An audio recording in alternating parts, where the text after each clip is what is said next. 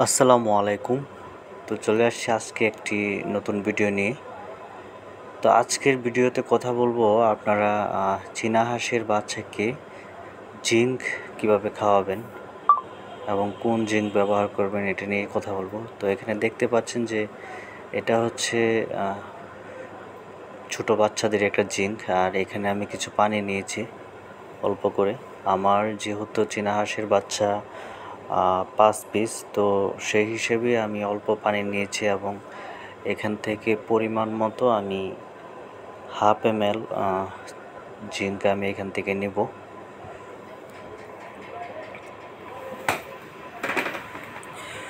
তো দেখতে পাচ্ছেন আমি এখান থেকে 1 ml আমি জিঙ্ক নিয়েছি। তো এখান থেকে আমি প্রায় 1/2 ml জিঙ্ক নিব, আর বাকিটা আমি এখানে রেখে দেব। তো দেখতেই পাচ্ছেন আপনারা যে সিরিজের 1 ml দেখাচ্ছে। তো এখান থেকে আমি 1/2 ml নিচ্ছি, দেখেন।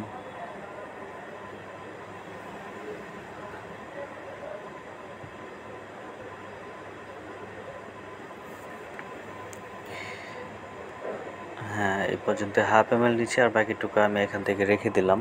তো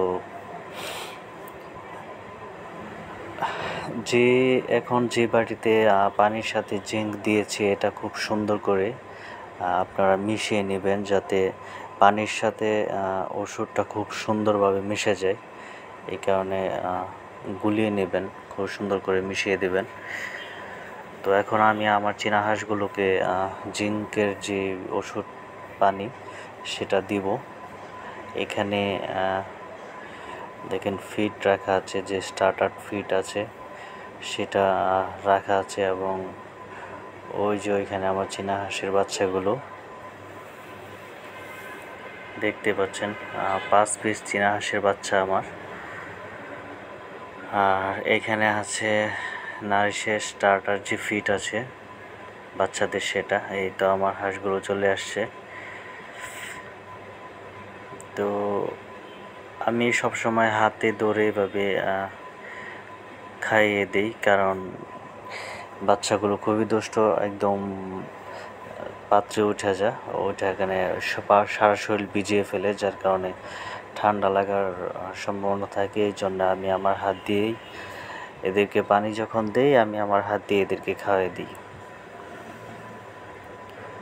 তো দেখতেই পাচ্ছেন, আপনারা যারা বাসা বাড়িতে 2-1 পিস অথবা 5-6 পিস চীনা হাঁসের বাচ্চা লালন পালন করেন, তারা অবশ্যই জিঙ্ক এভাবে 1/2 ml জিঙ্ক নেবেন। নিয়ে যদি অল্প বাচ্চা থাকে তাহলে এরকমভাবে আপনাদের বাচ্চাগুলোকে আপনারা খাওয়াই দেবেন ইনশাল্লাহ। আমার এগুলোর বাচ্চার বয়স আজকে 5 দিন হবে, মেবি 5 দিন নাও হতে পারে আর কি, এরকম 4-5 দিন হবে।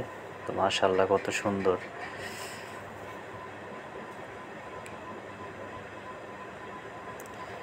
তো আজকে ভিডিওটা এ পর্যন্তই। পরবর্তী ভিডিও দেখার জন্য সবাইকে অনুরোধ করা হলো।